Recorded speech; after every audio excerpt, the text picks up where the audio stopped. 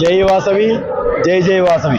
ఈరోజు కడప శ్రీ వాసవి కన్యకా పరమేశ్వరి దేవస్థానంలో 3వ రోజు అన్నపూర్ణాదేవి అలంకారము.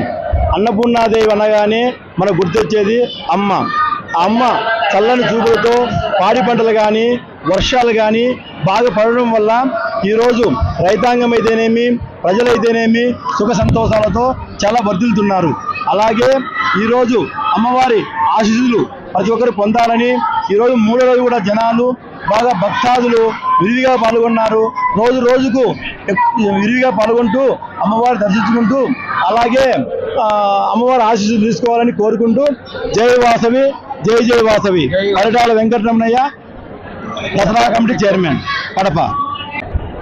జై వాసవి జై జై వాసవి. నేడు శ్రీ వాసవి కన్యకా పరమేశ్వరి దేవస్థానం అమ్మవారి చలయందు 3వ రోజు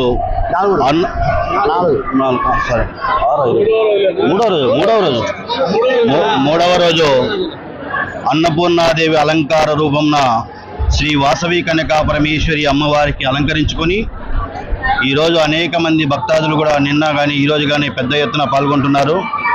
అన్నపూర్ణాదేవి అంటే అన్నం పరబ్రహ్మ స్వరూపం అన్నటువంటి అక్షర సత్యానికి తార్కాణం.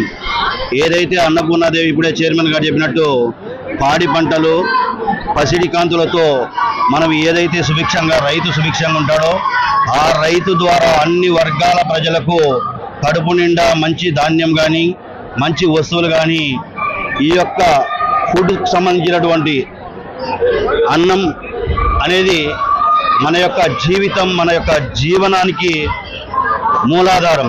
అలాంటి మూలాధారమైనటువంటి అన్న ప్రసాదాన్ని మనము ఆ తల్లి చల్లని చూపులతో రైతాంగం పైన పాడి పంటలు వర్షాలతో ఈ యొక్క భూమి అంతా కూడా సుభిక్షమై యావత్ భారతంలో ఉన్నటువంటి రైతాంగం అంతా సుభిక్షంగా ఉండాలని ఇక్కడ అన్నపూర్ణాదేవిని అలంకరించుకొని ఆ తల్లికి మేము శరణు వేడుకోవడం జరుగుతుంది. కాబట్టి శ్రీ వాసవి కన్యకా పరమేశ్వరి దేవస్థానంలో 9 రోజుల పాటు నవ దేవతలకు అలంకారాలు చేసుకొని పూజ చేయడం జరుగుతుంది. కాబట్టి అన్ని వర్గాల ప్రజలు కూడా శ్రీ వాసవి కన్యకా పరమేశ్వరి దేవస్థానం అమ్మవారి శాలకు ఇచ్చేసి అమ్మవారిని దర్శించుకొని ఆ చల్లని తల్లి యొక్క కరుణ కటాక్షంలో పొందాలని మనస్ఫూర్తిగా కోరుకుంటున్నాం. జై వాసవి జై జై వాసవి.